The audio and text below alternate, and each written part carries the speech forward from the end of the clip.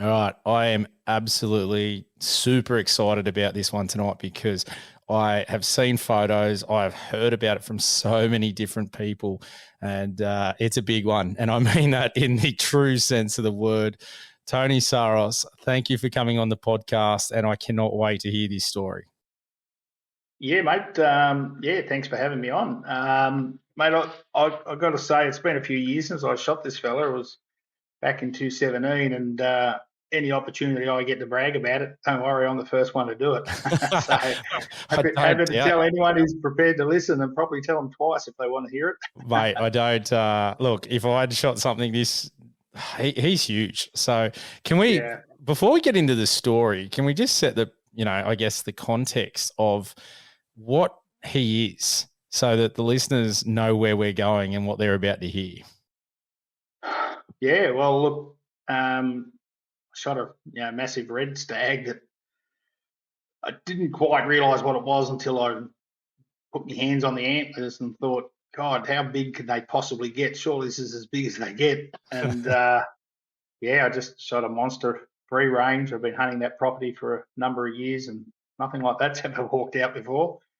Um, and it was private land, but yeah, it's the biggest red stag that's ever been measured officially. So look, it could very possibly be bigger ones out there that haven't been measured, or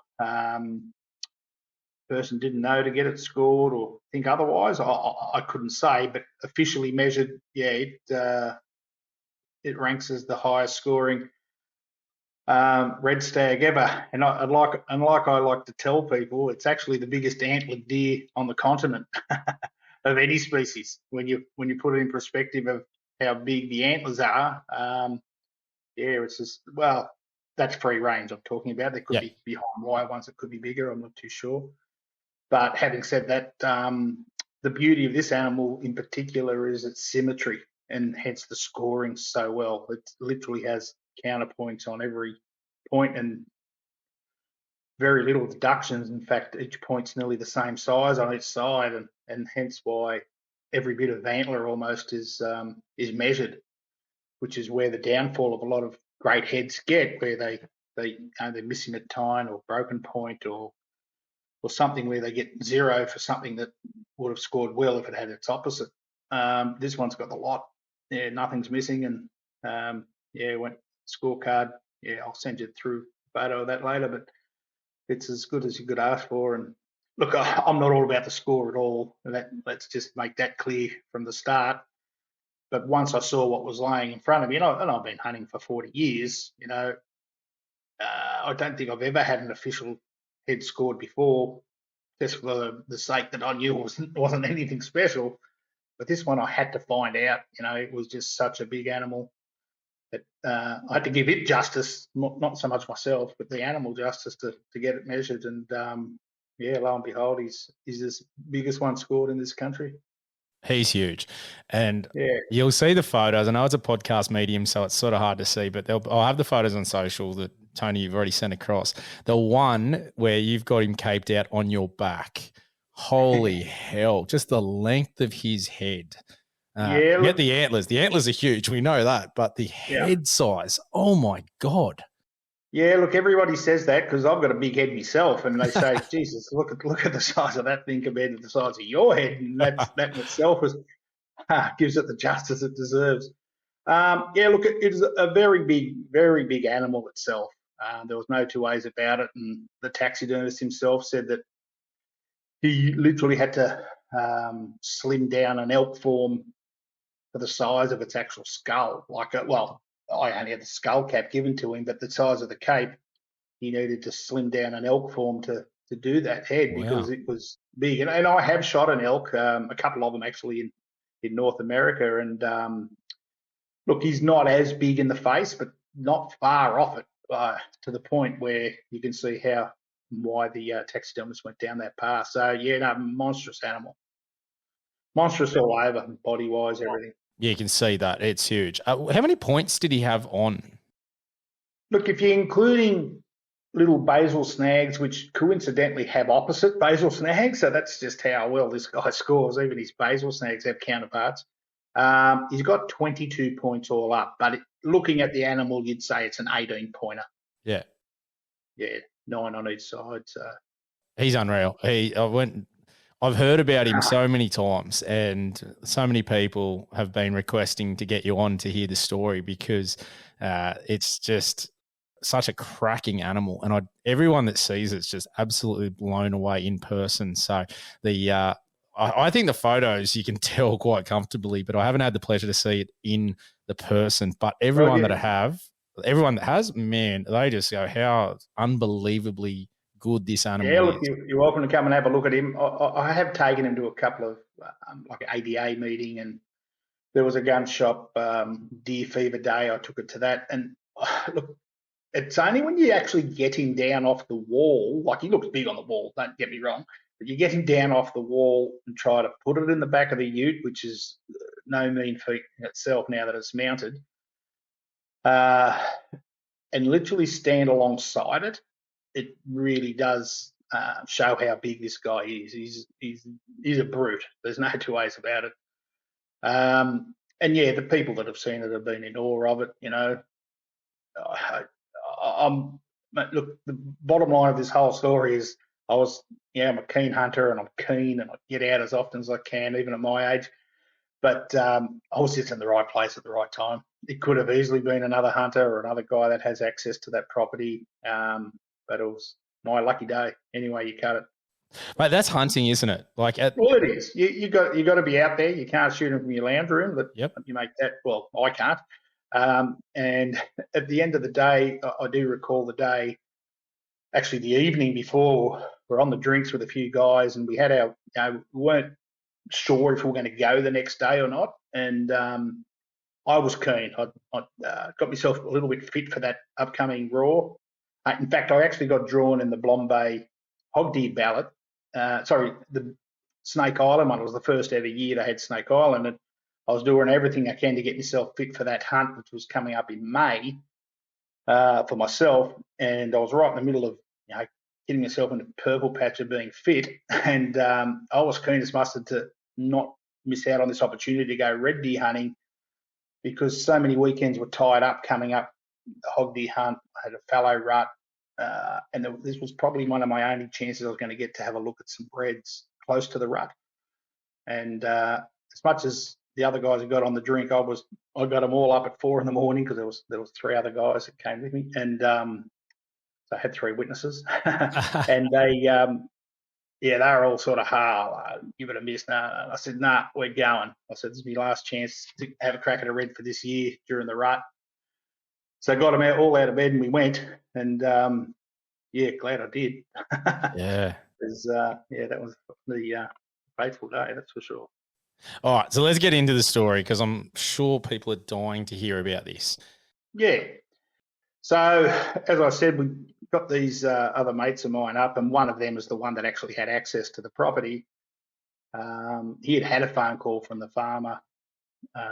When he made contact with the farmer to go for a hunt that weekend, he'd said that, look, he'd seen a couple of big fellas running around the way. And when he relayed the story to me, I sort of took it with a grain of salt. Most farmers say there's thousands of pigs out the back, or thousands of this, or hundreds of that, or big ones of these, and that's a farmer just putting a little bit of salt and pepper on things. So I just took it with a grain of salt. Would he know a big one from a small one, etc.? Regardless, we're going for a look. And I had hunted on that block a few times before, and some nice reds had been taken there. But when we got ready to go to this on the hunt, we timed it so we'd actually get there literally in the pre-dawn. So we didn't actually camp on the place. We were staying in town. Went out to the property and literally got through the main gate with barely the light breaking in the distance. So already geared up, ready to go, get the guns out. Only 2 of us were carrying rifles. The other 2 were just there for support, you could say. Anyway, literally within a 100-metre walk from the car, we're actually up on some pretty high ground already, which is the way I like to hunt a lot. I like to keep up high early in the morning, so if the thermals are rising, I'm above where the thermals will be. And we're walking along this ridge top, and I thought I heard a roar, and I stopped the guys. I said, "Guys, you hear that?" They all looked blankly at me and said, "No, no, I never heard a thing." I said, "Oh, mate, I'm sure that was a roar coming right down there." He goes, "Oh, we're heading down that way anyway, so we'll see what happens." And we wouldn't have walked another 30, 40 metres, and there was a solid roar, and they all heard it. I said, "Yep, definitely a stag down that way. Let's go and have a look." So by this time, dawn's just cracked. We're walking along the ridge, being a bit careful not to spook any, kangaroos or other deer or anything else on the way. Because this place does have goats and pigs and even fallow on the same block. Anyway, moving along as quietly as four people can. The roars were coming quite regularly, but always in the same vicinity. But because we were approaching closer, they were obviously getting a little bit louder. I would guess, we're probably a kilometre away from where it was roaring, maybe a little bit closer. So we stayed up as high as we could for as long as we could, and then we had to start settling down towards a creek because the roar was definitely coming from the other side of that creek. Still a fair way down. Anyway, after not spooking some roos and a few other things and letting them move off, we continued on. The roars, and occasionally you would hear another roar in the distance from another red stag, obviously, which gave us hope that we had a couple to look at. We continued down, literally in a beeline. The wind was pretty much inexistent at this point, other than whatever thermals would have been coming up. We continued sort of in a beeline towards it, crossed over this creek, and headed continuing towards it until we come to, because this was a very forested sort of area, but we knew there was clearings down where this stag was roaring from. In fact, we knew there was a big wallow down that way from other times that we'd hunted here. So I think from the original plan was to go and head towards that wallow and start our hunt from there. But as it turned out, with the roaring happening, and it sort of, we changed the plan, we're heading that way regardless. Anyway, we walked down and just crossed the creek and came to the edge of a big clearing. And we're now reasonably close to where we could hear this roaring, but you could tell the roaring was still in bushland. It wasn't out in the clearing. But we're on the edge of the clearing. Thought, we'll just sit here and we'll watch for a little while. This thing's not spooked. It's carrying on. We never had to roar back at all because it was doing it all by itself. And no one's seen this animal yet, by the way. Anyway, we after probably felt like a long time, but it's probably 5 minutes max. A few hinds started to trickle out, and they started to trickle out into that clearing sort of alongside the edge of the creek. In fact, they had a little cow fence they had to cross through, and they were all popping through this fence one after the other. And I thought, this stag's pretty close to where we could hear him roaring. He's going to be following these girls out for sure. Like, it was almost a given that was about to happen. And up until this point, we've probably been hunting for 45 minutes less, or certainly under an hour. And so it's very early in the hunt yet. And the hinds just kept popping through and popping through and popping. And I never actually counted them, but there was no less than a dozen, probably 15, 16. So a big harem of girls. And well, we'd like to think that if there's a harem that big and there's a stag roaring, he's going to be a half decent one. Anyway, at that point, Craig, one of my friends who I was with, he said, why don't we just head up a little bit higher up here? You can get a good rest against that tree there. If he does come out and he's a good one, you'll have a rest to take him on. I said, yeah, that sounds like a good idea. So we crawled up to this tree, not to spook the does, and these does were probably 150 metres away. So we crawled up to the tree, and I looked over the girls with the binoculars there and then, and put them back down, and I was sort of getting to the point where, is this guy going to walk out, or do we need to roar now, or to think that there's another stag near his girls? We weren't too sure. Just at that very moment, a roar came out and he appeared. This is a little surreal, to be quite honest, because there was no time to even put the binoculars on him to look at his antlers. And I'm pretty happy to say I'm glad I didn't, because I don't know if I would have turned to jelly or what would have happened. I would have got that much buck fever by doing that. And I just looked up, saw him roar, walk out, and Craig just grabbed me by the shoulder. He pulled me down because I was sort of standing up right alongside the tree. He goes, "Put a bullet in that thing as quickly as you can." Anyway, I didn't need to be told twice. That was the biggest antler deer I'd ever seen, let alone the biggest red deer. So threw the rifle up, basically freehand, a little bit of a lean against the tree with my left shoulder, but shooting right-handed. And I estimated it's at least 120, 130 metres away. So I probably aimed a touch higher than I should have. Fired the shot and he poleaxed. So as it turned out, I'd hit him through the spine, and he wasn't going anywhere. He didn't really take another step, but he was still alive. So I did have to put a finishing shot in him.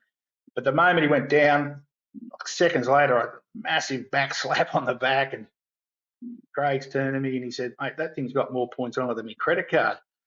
Anyway, we thought we better sort of make our way down. We could see he was still alive, but not going to get up. So I had another round ready to go. And then when I probably got another 30 metres closer, I just said, "I'll just put another one in him." So we put a finisher in him, and then we sort of broke into a run. We thought I had to go down and put our hands on these antlers, because that was just, you could tell from the distance. I did put the binoculars up after he'd gone down to have a look at it, and thought I should start counting the points. I said, "Oh, why am I even doing that? Let's just get down there." Anyway, so basically turned into a half run to get down to where he was, and I was just mind blown. Just mind blown. Not so much because he had so many points on his head. It was just the weight of the head, like the thickness. I was saying, like Coke cans right through the beams. Just weight everywhere, and then you started to notice the symmetry, and then you're counting the points, and then that looks like that, and it was just a mind-boggling day. And I almost felt a little guilty because Craig was the one who had access to the property, and he'd never shot anything like that. And although he shot some really nice stags on the place, that was, as we know, exceptional. And it was almost a bit of disbelief. We were that excited. Couldn't have been happier. It happened quick, like within, I'm going to say, less than an hour from when we started hunting on that particular morning. It was nice and open in the clearing where he'd fallen, and an easy trek back to get the car and bring it in reasonably close. And whilst the other guys went to grab that, and we took a heap of photos first, of course. That was a fair bit of photography went on for a while there. Then I started a caping job on it, and I said to the guys, "Guys, don't rush me, don't do anything. I'm going to take as much time as I really want, because I'm not going to put a single more hole in this thing. I want this to be a masterpiece, So I've caped dozens and dozens of deer out before, so it was not a challenge in any way, other than the fact it was so big. But I took my time and caped him out. And then that photo, you said you see me carrying it back to the car from there, which wasn't a difficult carry out, I'll be honest with you. The car wasn't too far away then. By the time the boys had got it back, I'd pretty much had caped him out to the back of the head, and did the rest of it back at home. So a fantastic day to say the least, mate. I can't pinch myself enough to think that I was the lucky one to shoot it. Not so much out of the four guys that were there, although Craig in particular, who has access. With a little epilogue to that story, to the day, and this was I'm pretty sure it was the 19th of March in 2017 that I shot this fella, and Craig shot a stag that would rival the head that I shot exactly 12 months to the day later, which took a lot of the guilt away from me, at least, was shooting such a big one. He never bothered getting it measured, and there's a story within that. But needless to say, it's a magnificent head itself. Not quite as symmetrical as mine, but in other aspects, it's even more impressive. So, it shows what good genetics are in that area. There's no doubt about it. I was going to say that I was lucky enough to have on Paul Rattray, who wrote Secrets of the Reds, and learn a heap of information about red deer from him, and talking about that genetics. And love seeing what he posts and talks about. I guess, farming almost the genetics, being selective in what you cull so the best genetics come through. Is that's what has been happening at the property, or is it just a lucky Definitely not sort of on the thing? property. No, not deliberately. But what I have been told, and again, I'm probably not the right person to tell you all the information about the property other than what's been told to me. But that place had been in years gone by. Sorry, not that place, but in the area there was a deer farm there in the 80s or 90s, and so there's no doubt there was good bloodlines brought in for antler growth or whatever else at that point. But that deer farm would not have existed since at least the year 2000 that we're aware of. And I couldn't even tell you exactly where that property was in relation to this one, but I know I've heard it was nearby. And look, that area's produced some cracking heads. In fact, I believe a couple in the top 10 have come from that area or that region, and which is no real surprise. I think once you see this fella, he's obviously we had 15 plus does there, hinds there. He would have mated with, I'm sure, or certainly would have in the past. The thing that blows me away is where's he's come from, because we've hunted that property for a number of years and no one's picked up cast antlers or anything like that from him from previous years to think that, well, there's a big fella living here. He just like appeared, just like that. Like, it's unbelievable that he did, but yeah, crazy to think that those things exist. And look, it'll get rolled one day by someone, and I'm happy for it to happen as long as it's done, in fair chase and everything else. I'm all for it. I'd hate to think it was shot under a spotlight or even a thermal or something like that. Not that I'm anti any of them, each their own. But it'd be nice that it'd be hunted on foot daylight and not behind wire to be beaten. That'd be what I'd like to see if it does happen. And if it does, good luck to it. I mean, at the end of the day, I didn't grow the antlers. I was just the lucky one to harvest it. If there's bigger deer out there, well, good luck to the hunters who can get them for sure. It's bloody awesome because it's so impressive. The animal's impressive, but just the fact that you can be out there and, as you said, you never saw a cast antler. You had no idea this big fella was around. I'm guessing there was no trail cam images, and then all of a sudden he's there. Not that year, but Craig did put trail cameras up on that wallow, and literally 12 months of the day he shot his big stag, which is worth talking about because it's a massive animal itself. He was actually going in to check the trail camera when this stag jumped out of the wallow that he shot. And I'll have to send you some photos of that stag because it's quite impressive in itself. And he then has that stag on his trail camera literally 10 minutes before he shot it. Yeah, right. So it was on the trail. It was wallowing when it was on the trail camera, and then he sprung it out of the wallow and shot the thing. Yeah, so look, some big animals have come off there since then. Like, even the same year that I shot mine, another friend of Craig shot a really nice big head that he got measured just out of interest, and it would have still made the top 50 of the ADA scoring. But funnily enough, I actually got it scored for him, and I've put the two heads side by side, like before they were mounted. They were just skull mounts. And you could almost put his antlers inside of mine, even though that would have made top 50. It just shows you how big, again, mine one was. And the first time I had my head scored, and this was probably within a week after I shot it, I took it to, I'd like to think a lot of people would know Michael Gibson, who passed away last year. Gibbo, one of the loveliest guys you'd ever meet, certainly one of the best red deer hunters you'd ever meet. And I contacted him because he was an official ADA scorer. And I said, look, before we do get this officially scored, which we have to wait the 60-day drying period, there's a few rules in place that needs to happen before you can get them officially scored. I said, do you mind throwing a tape measure over and just do a rough score? He goes, yeah, no, I'd be more than happy to. And he's taken a few reds that are in the top 50, some magnificent animals. In fact, he was a bit of inspiration to me to try to shoot a good red one day because he just seemed to have the knack to in the right places to shoot some great animals. So I took it over to Michael's, and look, I don't know what it took to to measure a head beforehand, but I can see what it takes to measure one now, and it's not something that takes 5-10 minutes. It literally took him 2 or 3 hours to do this thing, to do it as properly without it being official. And when we did the tally at the end, he says, "Oh, I must have made a mistake because it was just so much bigger than what the current number one was at the time."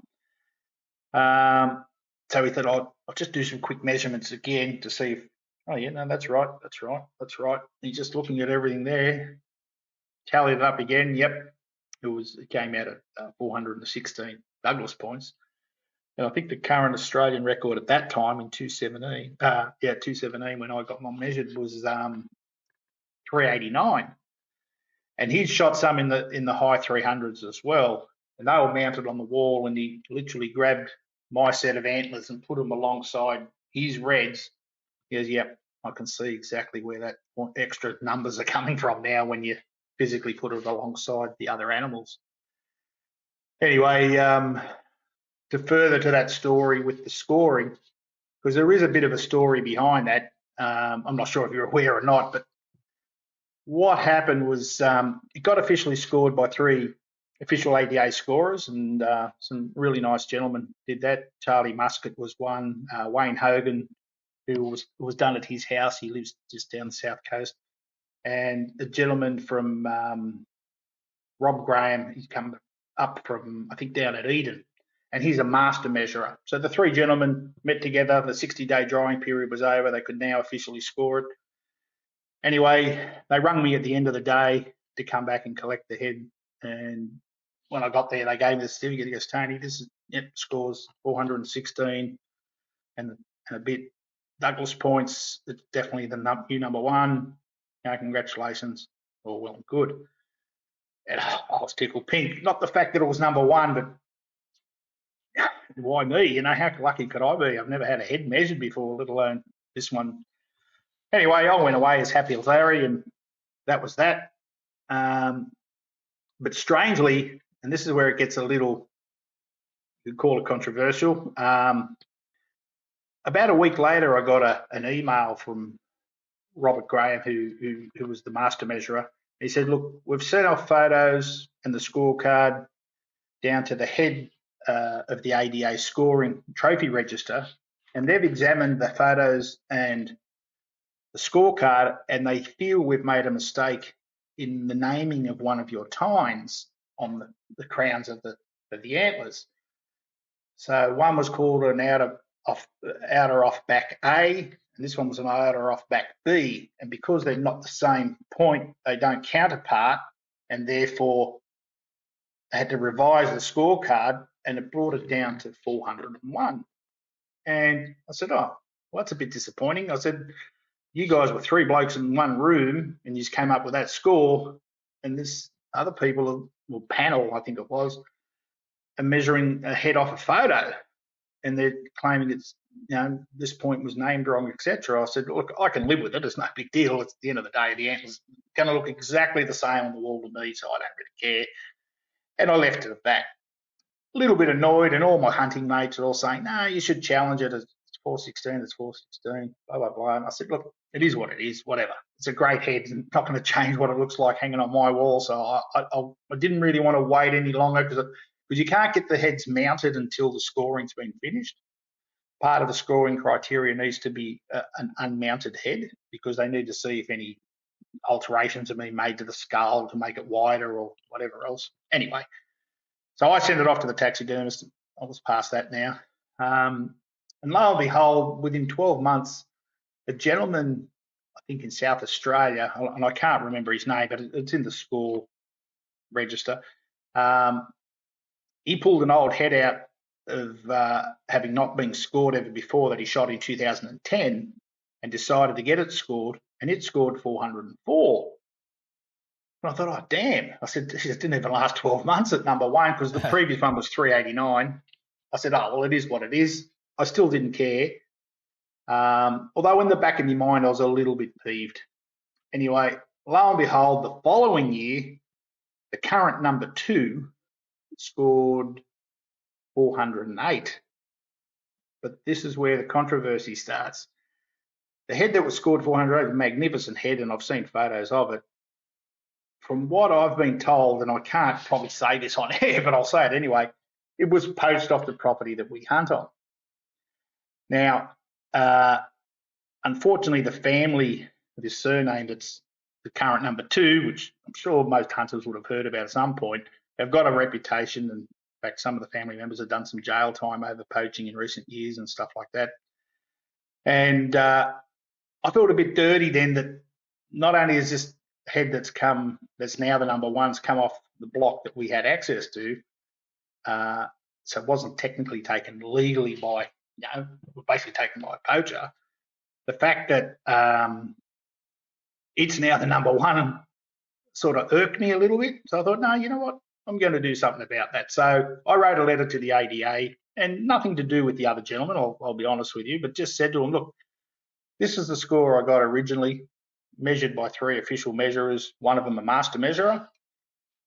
Waited the 60 days, did everything that I had to do to get this scored correctly, and it got overruled off a photograph. Now, I'm happy to let that rest at 401 if the people that overruled that score off the photo have physically seen the head. I said, if they measure the head and they also come up with 401, then let bygones be bygones. That's what it scores, so be it. It doesn't really matter. But I'd hate to think that this head really should be 416, and a simple photograph has convinced them it's otherwise is probably not the way the scoring system's meant to be worked off. In fact, I've always been told, and if you read the ADA scorebook, which I have since, it does say that if you need to give a benefit of the doubt, always give it to the deer, as far as the scoring system goes. So anyway, to cut a long story short, because this will go for hours if I keep it up, the head of the ADA scoring trophy register, Ted Wohlers, a nice gentleman who I made contact with him through the ADA after I wrote that email. He said, look, Tony, I'm more than happy to remeasure the head myself. But naming of the points can often happen incorrectly, blah, blah, blah. This is why this happens. But look, first opportunity we get, I'm happy to measure it. He lived in Ararat in Victoria. I live in Wollongong.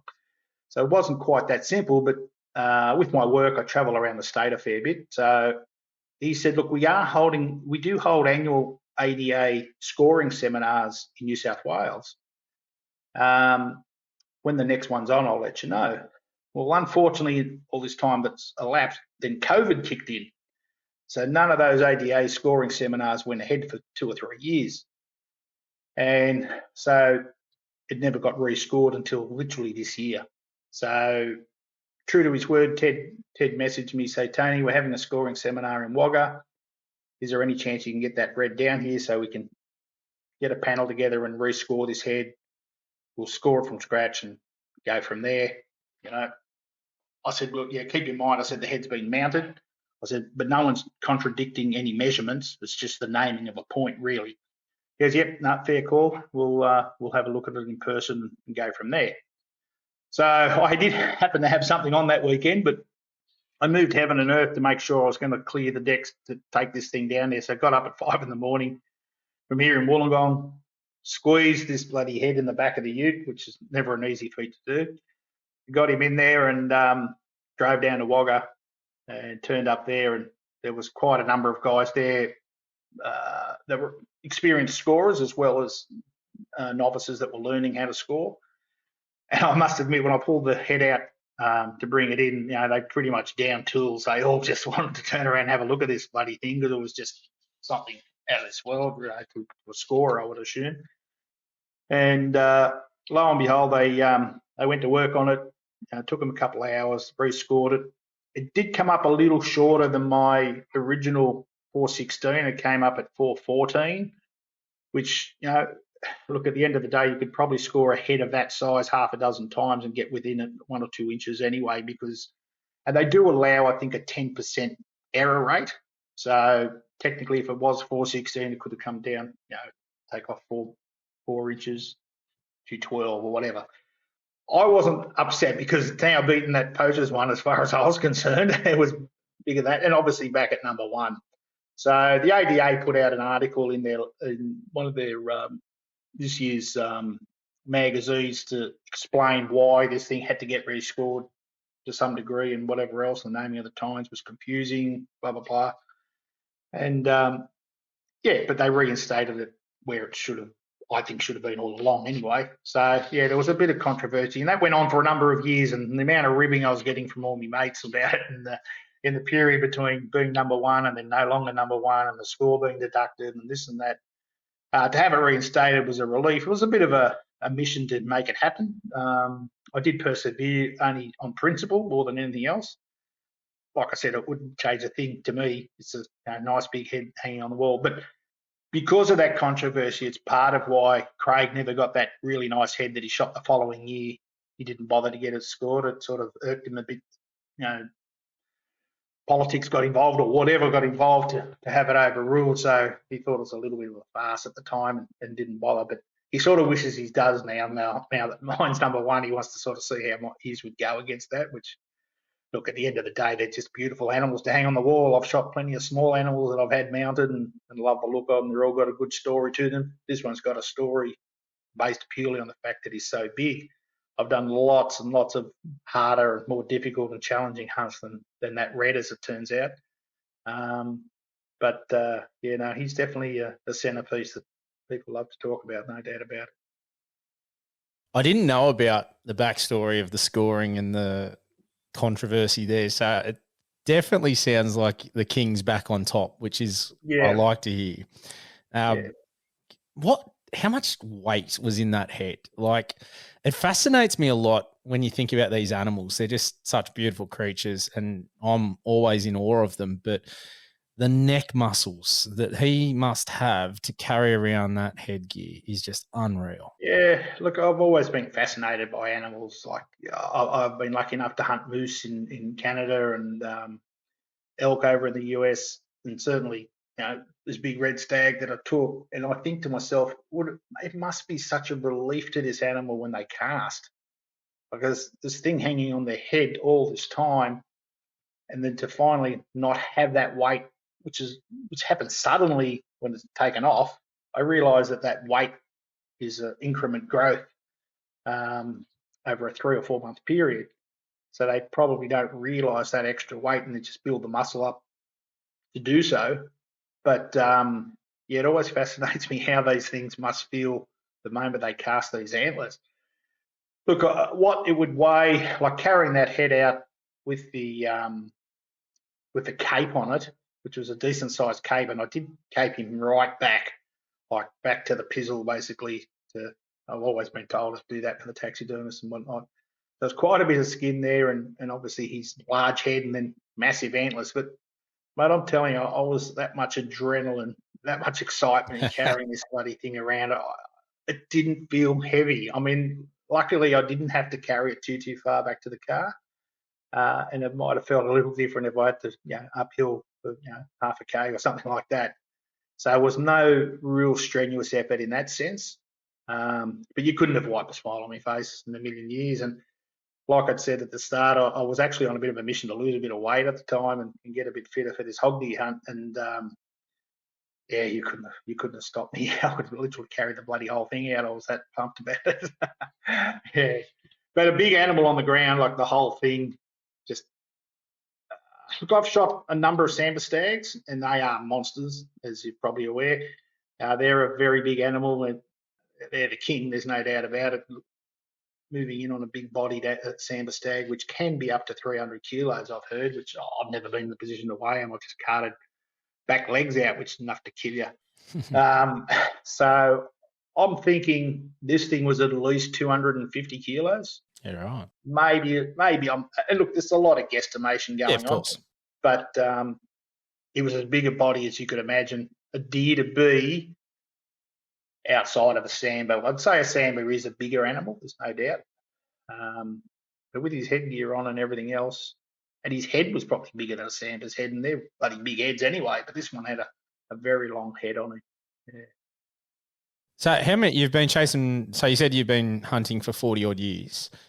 How 40 years, yeah. Yeah. How many years was it in? Like, how long had you been chasing red stags? I'm a very novice red stag. I'm still chasing a raw. So, Yeah, I've shot a few reds in the past, so on this property, but even I did many years ago, not long after I was married, which was in the mid 90s or early 90s. I had access to a place up in near Gympie in the Mary Valley up in Queensland. yep.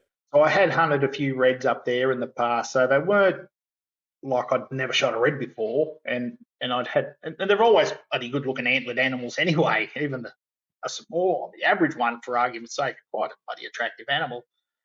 I've always had a little bit of a fetish for the reds because of how magnificent their antlers are, but more importantly, the roar itself. Like, it's probably our best sounding rut. I love the fallow rut, don't get me wrong, and I hunt rooster quite regularly near home. Fortunately, I've got a little place I can hunt down here, and hearing them roar is fantastic.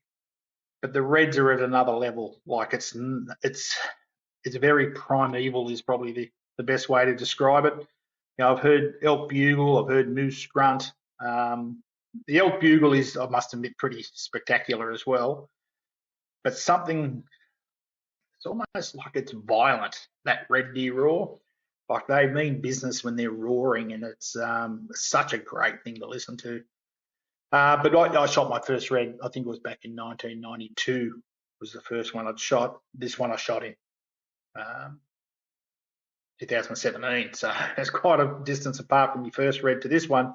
Having said that, I probably didn't get opportunities to hunt red nowhere near as often after I moved, after I'd lost access to that place up near Gympie. And so my focus really became on annual fallow ruts and sambar deer whenever possible. I loved the sambar. And they're still probably my favourite animal to hunt, but probably most frustrating, most challenging. And I think that's why it's the favourite. Never go anywhere near a 30 incher yet. You know, 20, 26, 27 is about the best that I've got, but I can keep trying. But no, the red deer is, look, I'm never going to shoot an animal of that trophy class in any species ever again. Well, you can never say never, because if you keep getting out, then something might rock up. I mean, I'm seeing huge fallows shot nearly every year by various people, and I have got a good block where some really nice fallow have come off. So nothing's impossible, but I don't hunt for the size necessarily. Yeah, I'm a bit of a trophy hunter, and I like something decent to hang on the wall.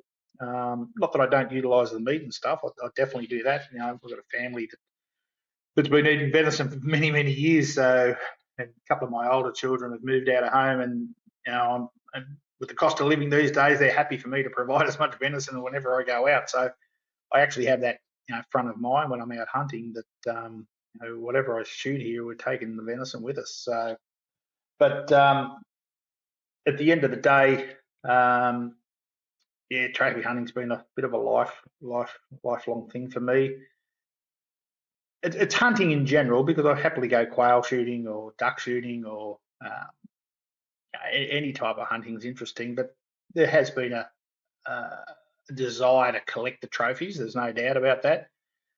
When I first started, when I was probably 17, 18, and I shot a wild boar, so I had to get a boar mounted, and then, well, if I've got a boar mounted, let's get a goat mounted. So I got a boar and a goat, and then don't know how it came about. I found out there was deer in Australia, and I said, righto, we better get one of them. Not realising there were 6 of them, and then yeah, it just snowballed from that. And then after buying a few hunting you've got to keep in mind there was no internet or anything like that back in the late 80s or mid 80s, and buying a few hunting magazines, and then seeing Nick Harvey going to Canada to shoot a moose just fueled me to want to do that. And that was my first ever overseas hunt, was for a Canadian moose. And then talking to people while I was hunting over there with other hunters in camp that had hunted Africa several times. So now Africa became a thing, and blah, blah, blah. So, yeah, I've been fortunate to have done a fair bit of hunting over a long time. And look, I'm no millionaire. I'm not one of these guys that, can just throw money at these sort of things, but I probably put together, every 3 or 4 years enough aside to be able to do an international hunt, if you like, and obviously fill the years with local hunts in between. So, yeah, spoil myself once every 3 or 4 years, probably. Maybe it's probably less on an average over 40 years. I don't think I've been away Yeah, I have been to Africa 3 times, so I shouldn't say that it hasn't been a lot, but in North America 2 or 3 times for hunts. But yeah, I've had a ball doing it. It's been great, and yeah, enjoy it for sure. Was was he your most memorable because of the outcome, or has there been like more memorable hunts for you? Oh, definitely been more memorable hunts in the sense where uh,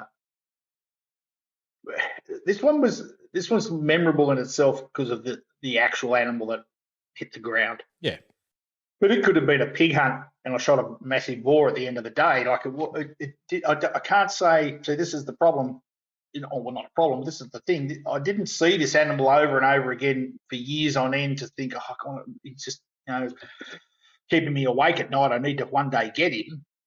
It's the first time I've seen him, and I put a bullet in him 5 seconds later. Like it happened pretty quick. So yeah, in the sense of memorable, it's definitely the most impressive trophy in a house, certainly from an Australian deer species. I think a big elk looks pretty impressive too. But what my most memorable hunt that I feel was when I shot my first sambar stag, trophy sambar. So I've been hunting them for a very long time before I finally decked a trophy. So living in New South Wales and driving down to Victoria at least annually from the early 90s or probably even late 80s, and shooting a few hinds, a few spikers, and missing a couple of stags. I literally moved to Melbourne. So there's a whole story in that itself. But I moved to Victoria to go to work where I work now. I still work for the same company. I moved down there just in my own head so I could be closer to hunting sambar on a more regular basis rather than biannually.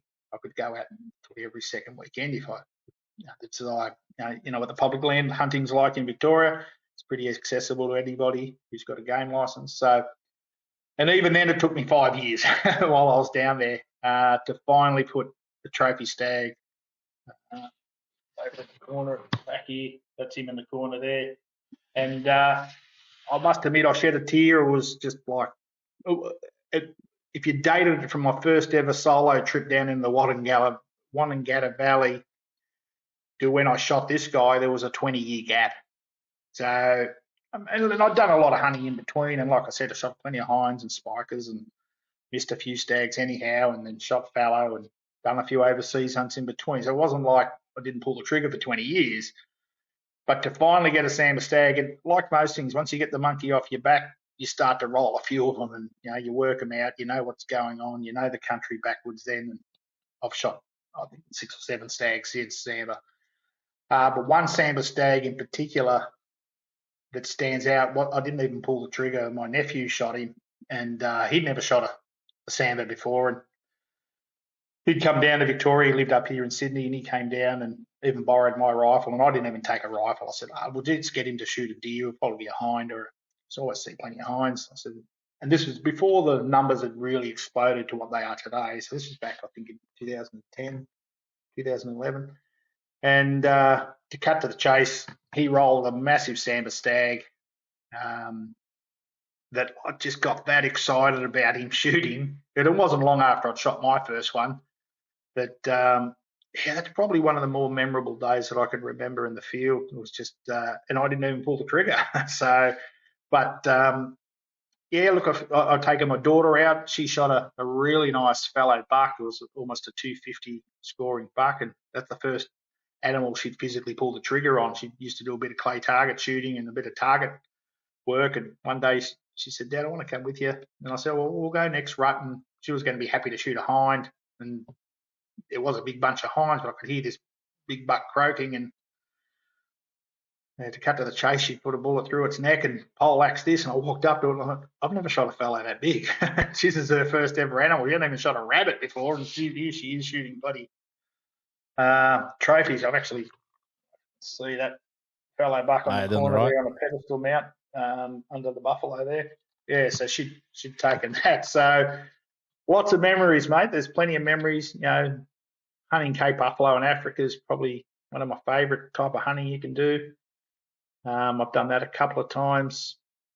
Yeah, they're all memorable. They're all there for memories. I've taken a couple of nice rooster locally in the last couple of years. I've only just got access to and shot a real cracking bumper down the coast a little bit. Yeah, just over the moon about that as well. So it's hard to put them into favourites. It's almost like you do with children. Like you love all of them to some degree or another. And look, I could walk around my trophy room now and tell you literally the date, certainly within weeks or certainly that month of the year that I shot that and what year it was, what rifle I used, each and every mount that's in the house. They all mean something to me, although I wouldn't have bothered to get them mounted, I suppose. And they're not all monsters, far from it. Some are just average heads that, people wouldn't bother getting mounted. They'd probably just get it Euro mounted or something like that. And I probably should have done that in hindsight. You'd save a fair bit of money doing it. But at the time, you're excited. You now learned how to cape properly. And so you throw all the tools in and away you go. I've probably backed off a little bit of late where I think I've run out of space more than anything else to hang the bloody things up. So, yeah, that's pretty much my story as far as hunting is concerned. But look, the red deer stands out as being the most magnificent animal you could hope to harvest of that species. There's no two ways about it. It's you'd be hard pressed shooting one like that free range in New Zealand, from what I've been told. And there's some crackers have come out of New Zealand, that's for sure. I know a lot of high wire fence hunting happens over there. And again, look, each to their own. I think hunters in general have enough enemies. We can't be piling on. If they choose to do that, their conscience is fine with it. Let them do whatever they want. Like, as long as it's not breaking the law, I don't have an issue with it. If it's not your cup of tea, then don't do it. If you don't like using a thermal, then don't. If you don't like using a rifle, you want to bow hunt, then don't. If you're happy with whatever you do and it's perfectly legal to do so, then all us hunters should be united in that fashion. I can't see the point in piling on to each other, because it's not like it could be people reading or listening to this, I should say, and saying, well, he just trophy hunts. Well, I don't. I do utilise the meat. It's just I utilise it probably more than just a meat hunter, because I end up taxiderming the stuff as well. But if they were thinking that I'm purely hunting for heads, which I must admit is probably, certainly used to be the priority. That would be my goal, is to pass up a heap of animals to try to shoot a nice trophy.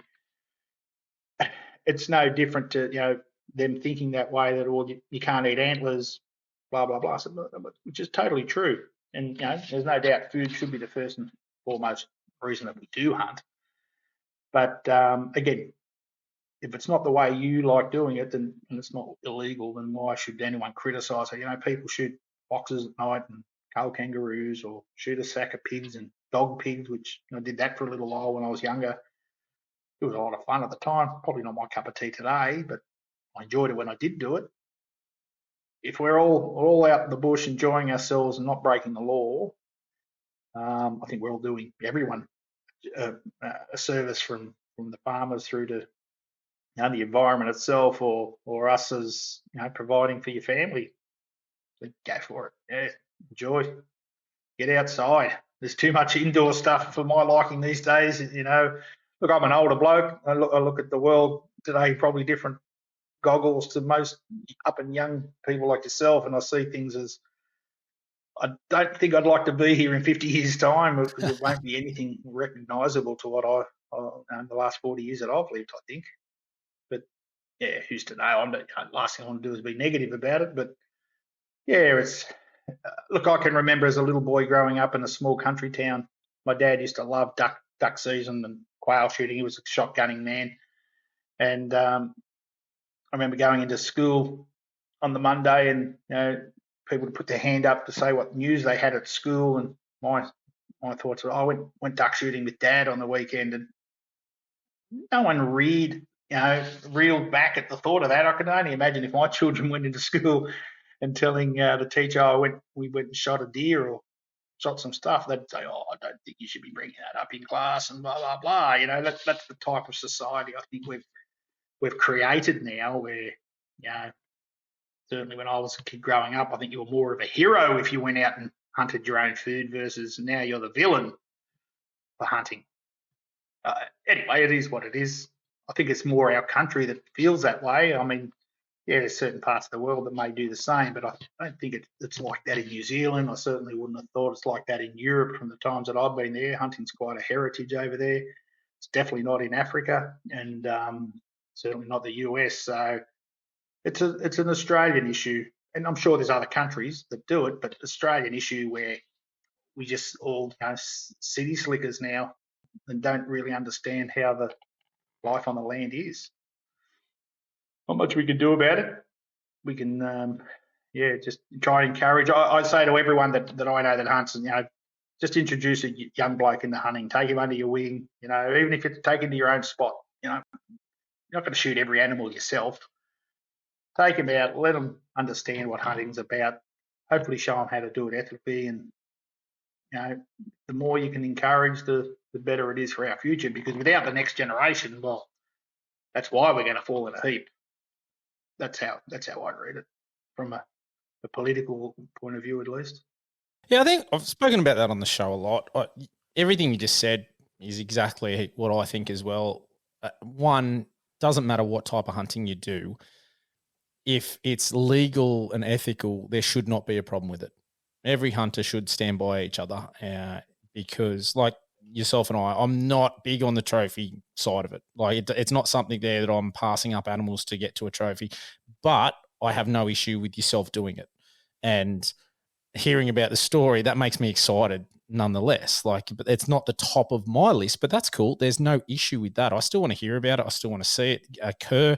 I love the fact that you can sit here and talk about, oh, look at these animals. I can tell you the story about every single one, their memories. I've shot this animal here and pass that on to, telling us your daughter's fallow buck there. That's awesome. That is not something that just because it's not my first priority, I should diminish or think any less of anyone that does that. And I don't feel that way. So I think as a collective, we need to get better at doing that. Just because it's not your cup of tea or what you are wanting to do doesn't mean necessarily that we have to knock other people that do it, as long as it's ethical and it's legal. And again, when you start to talk about the future, I'm with you. I think, I am a bit younger, but as a teacher, I do my best. It's funny because I hear that about the stories going in and talking about hunting, and my young fella, talks about that at his daycare, and they know what I do. And as a teacher, I don't shy away from what I do, and my students know it,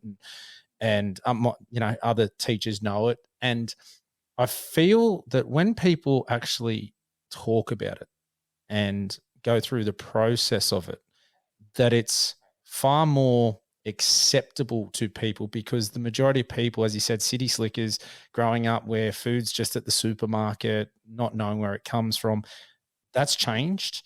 So when you talk about these things, that people, if they're listening, they get a bit more of an understanding and idea because they haven't seen it. They probably haven't had too many people do it. So I'm always encouraging people to have that conversation in a respectful manner. I think that's the most important. If you're going to have those conversations, it's got to be respectful. Don't jump up and down swearing and calling names and things like that, because that does us all a disservice. It's got to be a nice conversation so that people, even if they don't agree, they go, oh, well, look at how he's presenting what he's doing. That's a positive. That's very important. Yeah, look, I've got plenty of. I'm fortunate enough that I and coincidentally, people I went to high school with are still some of my closest friends. Their partners or wives, and my wife are all quite good. We even went on an overseas holiday together last year. So for 30 years or so that we've been friends. But they're definitely not right into hunting. A couple of them I'd taken hunting to see, and that one still has his shooter's license and would take it or leave it, or take his boys out occasionally. But in general, they've probably gone the opposite way and don't think hunting should be done or whatever else. But they know what I'm like, and then I'm not going to stop now. Like, they're not going to convince me otherwise. And my argument to them generally is, well, if it was such a bad thing, one, it would probably not be legal. Two, even you people have known me for 35 years since high school. Would you call me a bad person? Is there a bad bone in my body? Obviously, you might think that I'm a bad bone in my body for killing animals for, let's call it, pleasure.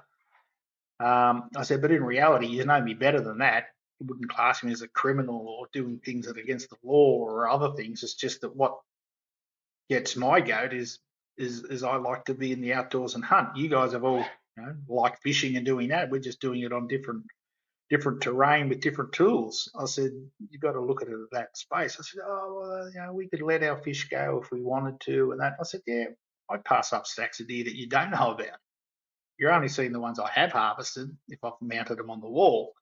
If I didn't mount them on the wall, you would never know how many I did or didn't shoot. So at the end of the day, for all the fish you threw back, I'd probably passed up dozens of animals that you're not aware of, and we'll have to call that even.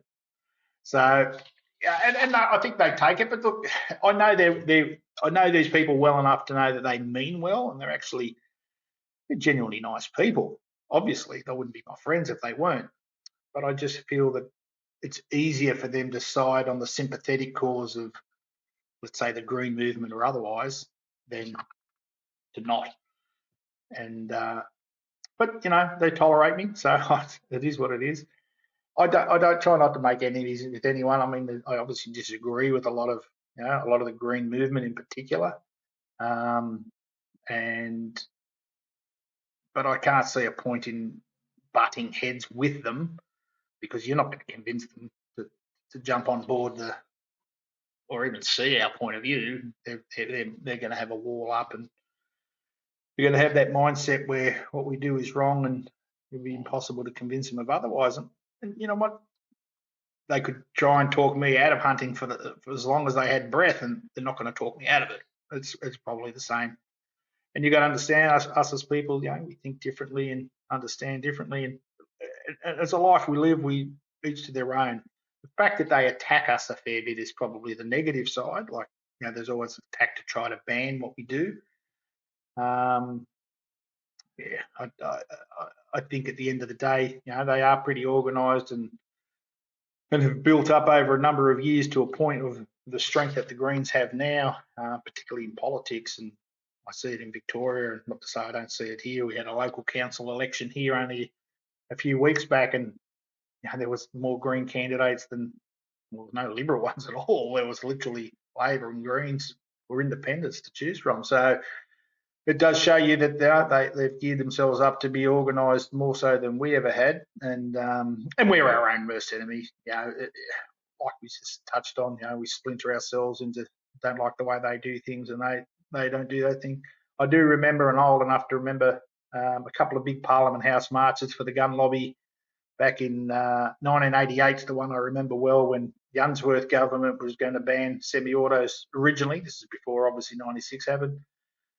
And collectively, there was over 100,000 people on this march, and I can vividly remember, the heads of the SSAA and Pistol Shooters Association, all these, let's call them, clay target associations, all these different splinter groups of firearms, holding all their hands up together in unity, saying that we're going to form one strong party, and no one's ever going to get the better of us. And basically, the Unsworth government got voted out off the shooters. You can research that all you like. They believe that the shooters was the one that prevented the Unsworth government getting back in.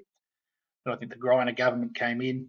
But then Port Arthur happened in '96, and I think, as much as we want to cane the Liberals for changing the laws there, which they obviously did, I think a lot of that happened because John Howard had literally only just been elected. So he'd been elected, I believe, a month earlier, maybe 2 months earlier at most from when Port Arthur happened. And he had won by such a landslide that if ever he was going to implement gun laws to not affect him from a political point of view in numbers, that was the time to do it, because it all fell into place for him. He wasn't going to get unelected for another 3 years, and by then a lot of people would have calmed down. And he had such a huge majority that even if people turned on him, he was never going to lose that majority to be kicked out for his second term, which he wasn't. So the timing of everything was, unfortunately, at a point where even the Liberal government thought it was the right thing to do to ban the semi-automatics. And we've moved on from that now. I think we're living a life in Australia where we still hunt and can still do the thing. Some of our gun laws are pretty stupid, particularly appearance laws and stuff like that. I don't agree with it all. And I happen to work in the gun trade, so I know most of the stuff pretty well. But, if you went to America in particular, they think that we don't have guns at all, which is certainly not the case, and you need to try to explain that to them when you go there. So no, there's just types of firearms that are under a restricted permit stone or licenses to have. But if you're a keen hunter and nothing's insurmountable, you can go and hunt and own plenty of firearms. So it's not as bad as people want to make out to be. Is it as good as it could have been or should have been? Probably not. But look, I think we do have to be pragmatic as shooters, and as we get older, that although it's not ideal, and we'd love to have semi-autos to, particularly the shotguns, I think was a big mistake for them to have taken out of circulation. But are we better off without ARs? Well, I don't see huge advantage for the average guy. I can see where it can come in handy on a big mob of pigs and stuff like that, but I'm probably more of a foot hunter that likes to hunt on foot, and bolt action suits me 99% of the time. In fact, I think I owned a semi-auto 22 and a semi-auto shotgun.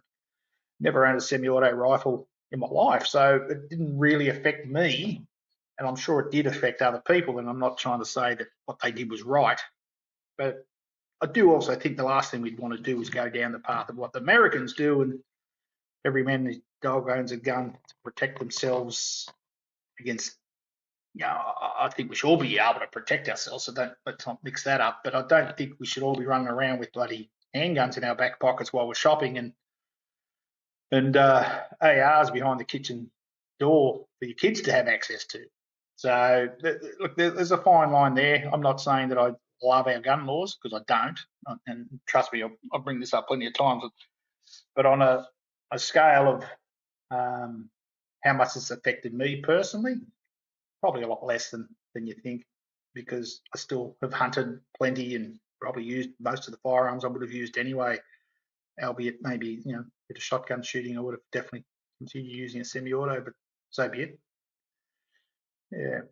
That's my opinion, at least, anyway. Yeah, no, and I mean, it's one of the great things about the show. I love hearing everybody's opinions and just different versions. And while you're talking there, I was just thinking that my best mate's wife is vegan, and my wife's one of her best friends is vegan as well. And especially my wife's best friend, we constantly talk about me hunting, and she has no issue with what I do after we had the dialogue and we had those conversations, and we have, I guess, a mutual respect to each other. And she didn't feel like that at the start of it, but she knows me as a person, and that I'm, try and be the best person I can be, and understood the reasons I do it. And once I sort of explained to them and went through it, she wouldn't come hunting, but she is also not of the opinion that she wants me not to hunt as well. So I think it's a very nuanced discussion, and I don't think you can change people's points of view, but you can portray what you do in the best light possible in how you conduct yourself and why you do what you do. Because, as you said, I'm never going to become vegan, but I also can understand why some people do. And hey, if that's their choice, fair enough. I don't want to change you having that option, and sort of respect that same, expect that sort of same courtesy back, that just because you don't appreciate what I do doesn't mean you should stop it necessarily as well. So, all right, mate, before we wrap up the show, I want to hear about the elk, because they are something that's on my dream thing. And I don't even know, I kept saying this, and I've been lucky enough to have a few of the US guests come on, and the bugle just sounds unreal. That, to me, in person, I think would top it. In saying that, haven't heard of Red. They're both on my list, and then hopefully one day get something on the deck. But those noises are unreal.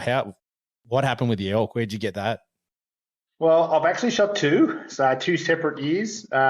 2010 was the first one I shot, and I don't know how much time I've got here, but I'll give you a quick rundown. So, with my work, I was asked to go over to the States to test out some products in the firearms industry, and part of this was they were going to take us on an elk hunt. Now, I was blown away that, one, I got the opportunity to do it, but more importantly, I'd always thought the elk for some reason in my head, I thought pretty much most of the elk hunting in the US is behind wire, and behind wire hunting has never interested me at all. But again, I don't have opposed to people doing it, each to their own, but I'd always wanted to try to do my hunts free range.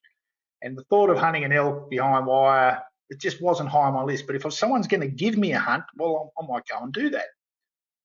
Well, as it turned out, we went out, tested this product, and then took it out in the field. And it wasn't a behind wire hunt. It was on a literally private land adjoining public land, where a lot of elk resided on this property during the elk season, because the public lands were getting hammered by hunters, and a lot of them would refuge on this property. So the hunting actually was quite good. To cut to the chase on this one, because this is my smaller elk, and he's not a bad fella. I shot this guy at quite long distance for me. It was 499 meters, which was 540 yards. Being in America, they've measured everything in yards over there, but I did the conversion. It was 499. So basically a 500-meter shot, and shot this this bull elk on a ridge line. And this is actually, it's on the wall. Just there. Yep. Now that's the smaller one. Now I was pretty happy when this fellow was on the ground. I caked him out myself, and I told the guys, look, I really want to take him back to Australia. Can we take him to a taxidermist and we'll get him shipped at a later date? So I took him to the taxidermist, and this is where things changed for me dramatically. Took it into that taxidermist, and I was almost embarrassed bringing that in compared to what was being bought in during that elk season. It was an absolute thumping elk that made mine look like a baby. Like, there's no other way to describe it. And mine wasn't a bad one when you don't have them others to compare it to. And so I said, oh, he's been hunted, in preserves or enclosures or whatever you want to call high wire hunting. And the taxidermist said, yes, no, they're just up in the hills. I said, so these are just free range elk that roam the hills? Yes, yep. I'd say all of them here in Colorado. Others in Colorado. And that was it. I said, I've got to come back and shoot something like this. So me and a mate did a fair bit of research, and basically we came up with this outfitter in Montana who literally operates a horseback hunt on the fringe of Yellowstone. So you can't hunt in Yellowstone as it's a national park, but Yellowstone's renowned for certainly its population of elk. And he hunts literally the surrounds, but it is public land hunting. So there is other hunters that you do technically need to compete with. But because it's a wilderness area, no vehicles allowed in certain parts of that area. So everything has to be on horseback. So if you weren't hunting on horseback, you had to be hiking it in or push bike. So to us, that was the best opportunity to hunt wild free country with quality sized elk, free range, on horseback, outfitter, blah, blah, blah. So we booked our hunt. A couple of years later, off we went to Montana. And look, I'm no horse rider, far from it.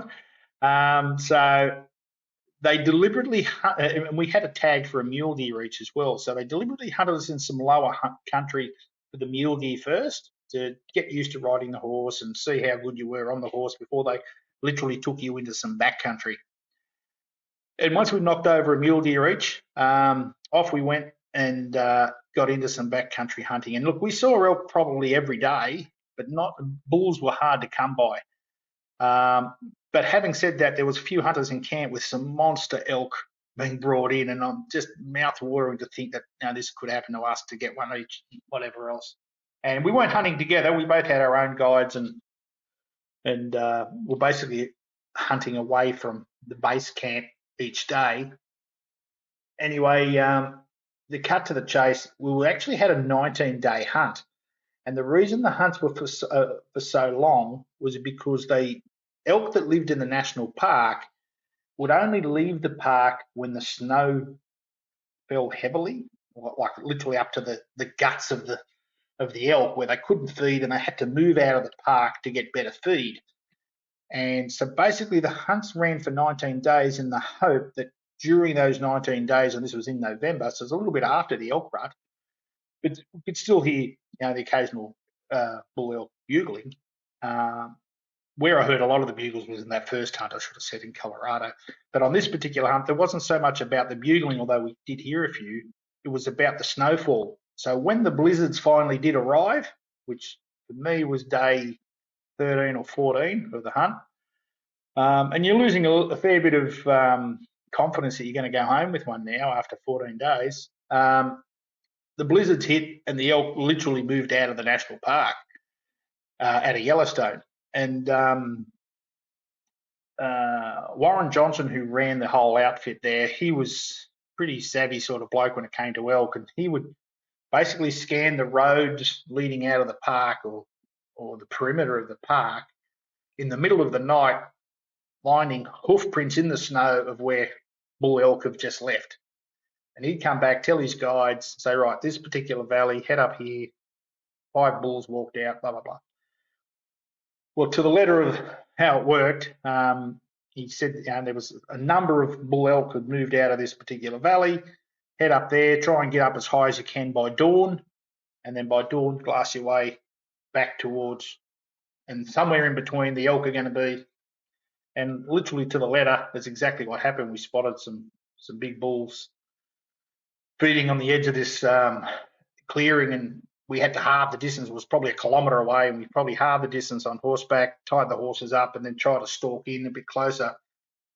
And unbeknown to us at the time, some hunters were below these elk who had just then spooked the elk. So these elk actually ran towards us, and as it turned out, there were 7 huge bulls literally strung out one behind the other, and they were all within about 300 metres, maybe a little touch closer, for me to take a shot at. And I was quite confident of doing that. I'd practiced quite a bit to be able to take a shot at that distance. And I said to the guide, I said, which one do I take? Like, there was no way I could judge these. They all look pretty impressive. Anyway, he says, that one at the back, which is where I had the crosshairs on, I must admit he probably stood out a little bit more. He says, that one at the back's the best one, take him. So I hit him with my 300. He rocked there for a bit, and I had to give him another one, and then he went spiralling down the hill like you'd probably see on a lot of videos, like Tar and Chamois, and I'm thinking, oh, that's going to snap a rambler off for sure. Like, he's just rolling out of control down the hill. Anyway, not long after he disappeared about down in the bushes below, we're back slapping, all pretty excited. A number of shots then rung out, and 2 more elk of those 7 that walked out single file went down. The guys that were hunting below us had shot those 2, keeping in mind this is public land hunting. Anyway, as it turns out, these 2 guys were actually from the camp that we were staying in, but didn't realise we're all hunting the one lot of animals. And so as those guys were walking up to get to their bulls that they shot, I was walking down to get to my one. I walked past the elk that these gentlemen had shot, and I'm thinking, oh shit, I must have shot the wrong one. These things are just monsters. I said, I've shot the wrong bloody bull. I said, surely mine can't be bigger than these. And they passed my bull on the way up to theirs, and they said to me, he goes, mate, you've got to see the bull you just shot. He's out of this world. Anyway, so I literally had to run down this steep hill to get to this bloody elk, and he was, he was a thumper. He was as good as I could ever possibly have wished for. Proper 12-pointer, 6 on each side, just heavy. Probably could have been a bit longer. I'm really picking at straws here because after 14-day hunt, I thought I was going home empty-handed at one point and ended up shooting this monstrous, in the Bone and Crockett scoring system, to give someone a gauge that might understand it, it was a 350-inch bull. So, I couldn't have been happier. I caped him out as well. I was happy to do it myself. I'd done enough of it and give the guide a break. But then we had to pack all the meat out, so they all got strapped to the horse, and we took all the stuff out, as nothing's allowed to be left behind there in the States, in the hunting there, which I think is a great thing. And that was a memorable day. That was definitely one not to forget as well. And look, whenever you hear these elk bugling, it's spine tingling, to say the least.